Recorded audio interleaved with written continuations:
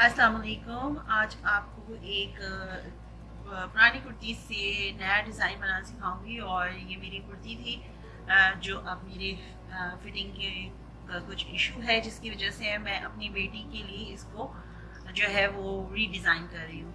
तो ये इस तरह की कुर्ती है और इसके लिए इसमें मैं लेस यूज़ करूँगी और जो कपड़ा है उसमें कोई एक्स्ट्रा कपड़ा यूज़ नहीं होगा। जो कुछ भी है वो इसी से यूज़ करूँगी। गला क्योंकि बैंड कॉलर वाला है तो क्लोज गला है, छोटा गला है, तो उसके लिए मुझे दोबारा से गले की कटिंग करने की ज़रूरत नहीं होगी। तो इसलिए मैं गला नया नहीं बनाऊंगी। लेकिन अगर आपको गले का कोई इशू है तो आप सेम डिज़ाइन में जो मैं आपको मेथड बता रही हूँ, जो तरीका बता रही हूँ आपको, इसी को आप फॉलो करते हुए बस गले की कटिंग जो है वो अपनी जो आपका कंफर्ट लेवल है उसके हिसाब से कर लीजिए। सबसे पहले जो है वो मैंने कमीज़ को उल्टा कर लिया और उसके बाद जो है इसको अच्छी तरह स्टीच से बिठा लिया, क्योंकि सिलाइयाँ जो हैं वो मुड़ी हुई होती हैं पहनने के बाद और कॉर्नर्स जो हैं वो थोड़े से दब जाते हैं। तो उनको अच्छी तरह से जो है कपड़े को बिल्कुल सीधा करने के लिए ज़रूरी है कि आप आयरन बहुत अच्छा करें। और लेंथ जो हम लेंगे वो हम शोल्डर का जो सबसे टॉप का पॉइंट होता है वहाँ से हम लेंगे, ताकि जो है वो फिटिंग लेंथ बिल्कुल सही बैठे। मैं आपको मालूम है कि इस तरह का पैटर्न यूज़ करती हूँ, मुझे बहुत आसानी होती है। और अगर आप जानना चाहते हैं कि ये पैटर्न किस तरह बना सकते हैं तो डेफिनेटली आप मुझे कमेंट्स में बताएं और मैं आपको इसका तरीका बताऊंगी। क्योंकि मैं सारी सिलाई जो है अपने बच्चों की या अपनी और जितने मेरे रेगुलर कस्टमर्स हैं उनकी मुझे करनी पड़ती है मुसलसल। तो उसके लिए मैं इस तरह के पैटर्न्स बना के अपने पास रख लेती हूँ। और अगर सिलाई करने से, कटिंग करने से पहले एक दफ़ा मेजरमेंट्स जो है वो चेक कर लेती हूँ। उससे होता ये है कि बहुत सारा वक्त बच जाता है। मैं पहले भी आपको बता चुकी हूँ 7-8 साल तक की बच्ची का जो की मेजरमेंट्स हैं मेरी पिछली वीडियोस में भी मौजूद हैं। मैं कोशिश करूँगी कि लिंक उसका डिस्क्रिप्शन बॉक्स में दे दूँ। और मैं अभी आपको मेजरमेंट्स भी बता देती हूँ। मैं टोटल लेंथ जो है वो शर्ट की रखूँगी 33 इंचेस, जो सिलाई के बाद 32 हो जाएगी। 1 इंच नीचे से फोल्ड करेंगे हम सिर्फ।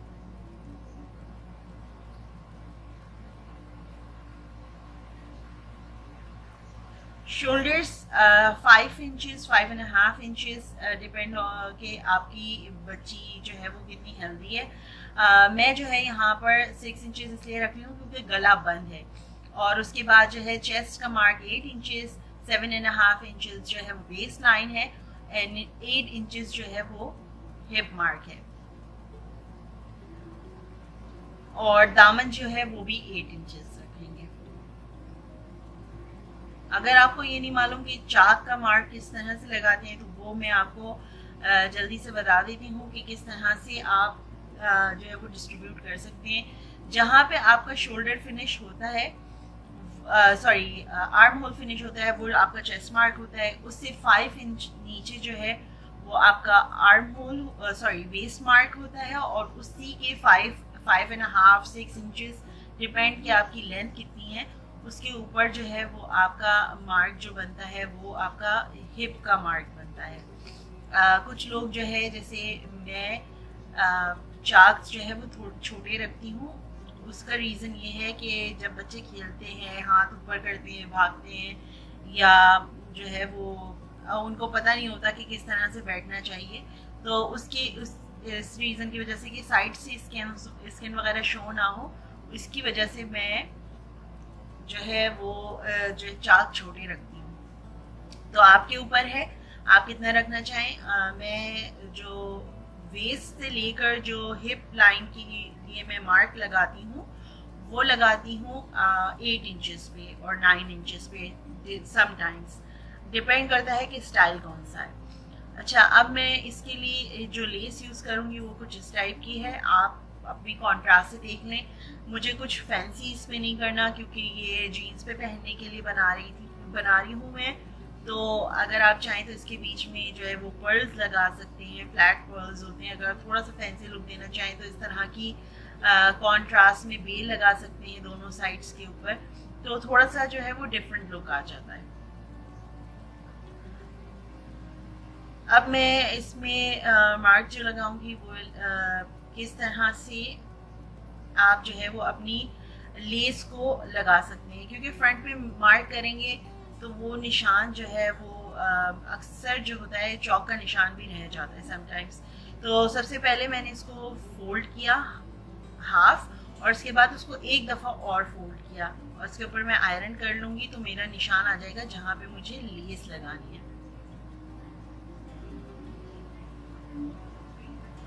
अब मैं आपको सीधा करके दिखाती हूँ कि ये किस तरह से होगा। अगर आप चाहें तो एक दफ़ा और मेजर करके देख सकते हैं कि इक्वली डिस्टेंस है।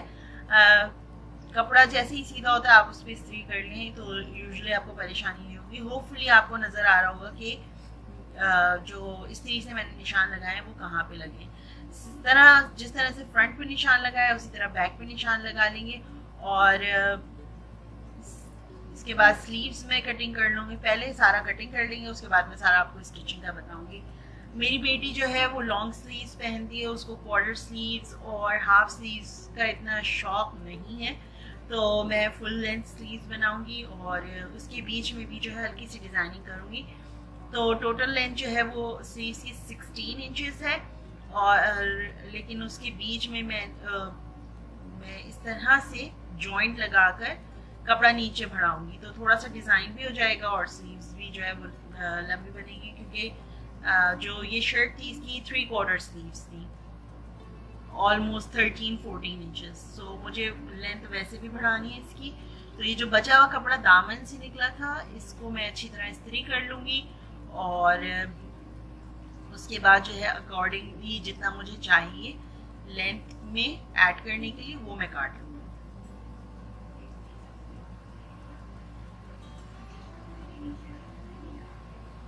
सो आपकी जो रिस्ट आपकी है उसकी विड्थ लेके आप उसकी कटिंग कर लें और बराबर कर लें कपड़ा जो है वो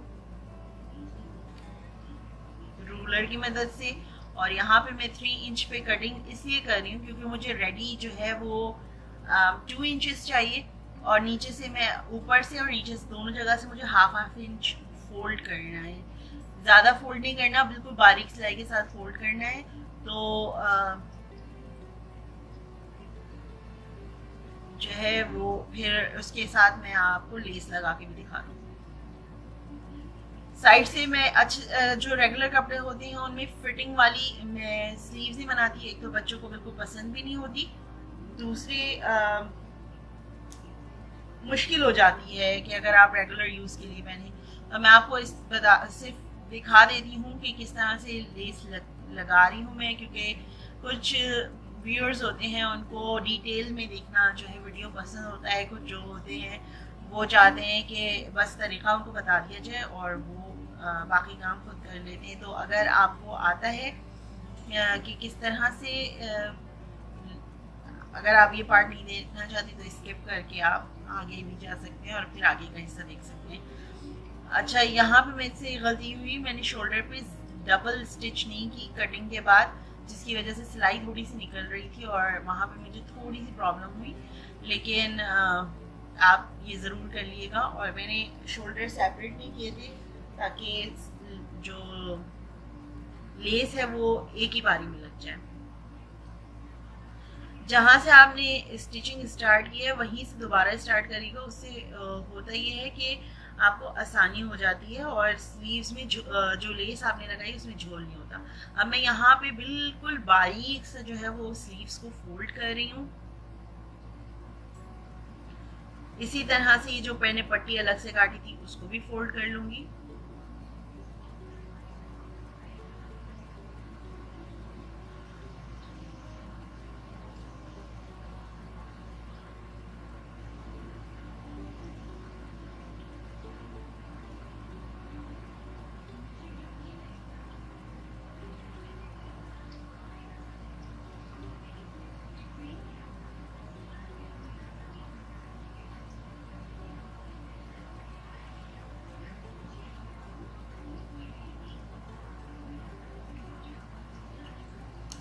अब इसमें इस तरह से आपका दिल चाहे आपके उसके ऊपर है कि आपकी लेस किस किस्म की है। मैं ऊपर से लगा रही हूँ, आप चाहे तो अंदर से भी लगा सकते हैं।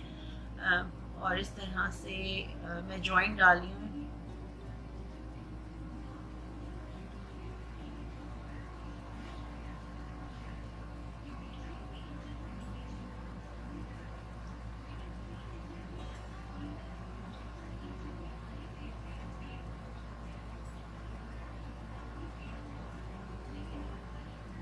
जितना आप अपना हाथ सीधा रखेंगी और ज़्यादा मशीन को और कपड़े को इधर उधर नहीं हिलाएंगी, और जो इसके नीचे जो डॉग फीड्स होते हैं वो खुद ही कपड़े को जो है वो बाहर की तरफ धकेलते हैं।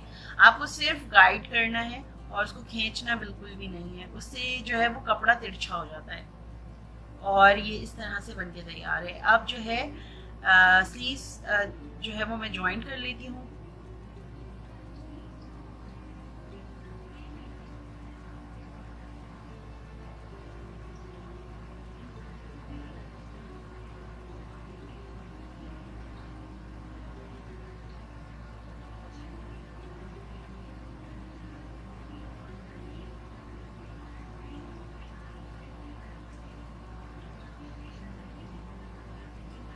उसके बाद फिटिंग कर लेंगे और बेसिकली आपकी शर्ट जो है वो रेडी है। मैं आपको फिटिंग करने के बाद दिखाती हूँ। उसके बाद आप दामन आपने मोड़ना है और चाक्स मोड़ने चाहें तो चाक्स में पाइपिंग लगा लें और चाहें तो नहीं लगाएं, आपकी मर्जी है। अगर थोड़ा सा इसको और मुनफरिद लुक देना चाहते हैं तो बाजार मार्केट में बहुत सारी किस्म की लेसेस मिलती हैं। आप सेम मेथड यूज़ कर सकते हैं डिफरेंट जो है वो लेसेस के साथ और या पाइपिंग के साथ। आपका बहुत अच्छा सा डिज़ाइन जो है वो रेडी हो जाएगा। इसी में और भी बहुत सारी डिज़ाइन हैं, और अगर आपके पास कुछ आप पूछना चाहते हैं तो कमेंट्स में ज़रूर पूछें। और अगर आपको कुछ समझ में नहीं आता तो प्लीज़ मुझे ज़रूर बताइएगा। कोई आप डिज़ाइन सीखना चाहते हैं तो आप मेरे फेसबुक पेज पे भी पोस्ट कर सकते हैं और इंस्टाग्राम पे भी पोस्ट कर सकते हैं। उसका लिंक जो है वो मैंने डिस्क्रिप्शन में दिया है। ये इसकी फाइनल लुक है और मुझे थोड़ा सा खाली खाली लग रहा था तो मैंने इसलिए जो गले की पट्टी बनी हुई थी वहाँ पर भी मैंने जो है इस तरह से लेस लगा ली है। और ये फ्रंट है इसका, ये बैक साइड है कुर्ती की। और मैं जो है वो इंशाल्लाह आपसे अब अगली वीडियो में तफसील से किसी और ट्यूटोरियल के साथ मुलाकात करेंगे। जब तक अपना बहुत सारा ख्याल रखिएगा, दुआ में याद रखिएगा। अपने कमेंट्स से ज़रूर बताइएगा कि क्या चीज़ आपको अच्छी लगी और क्या चीज़ समझ में नहीं आई। इंशाल्लाह नई ट्यूटोरियल के साथ फिर मिलेंगे। अल्लाह हाफिज़।